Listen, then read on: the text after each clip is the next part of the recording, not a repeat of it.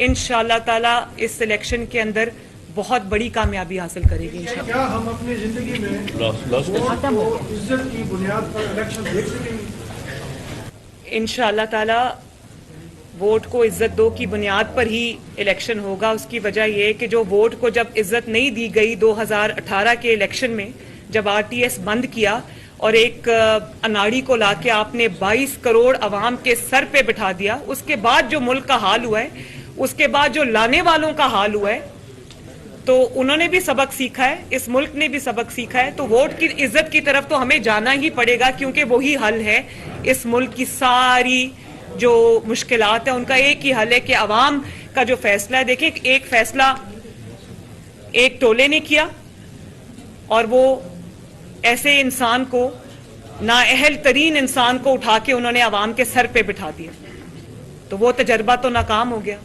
तो अवाम की जो इज्तिमाई अक्ल दानिश है वो उसके ऊपर हमें भरोसा करना चाहिए। उनके वोट की ताकत से जो हुकूमत आएगी, और वो जब अवाम ने वोट की ताकत दिखाई तो नवाज शरीफ साहब को उन्होंने इलेक्ट किया, तो इंशाअल्लाह ताला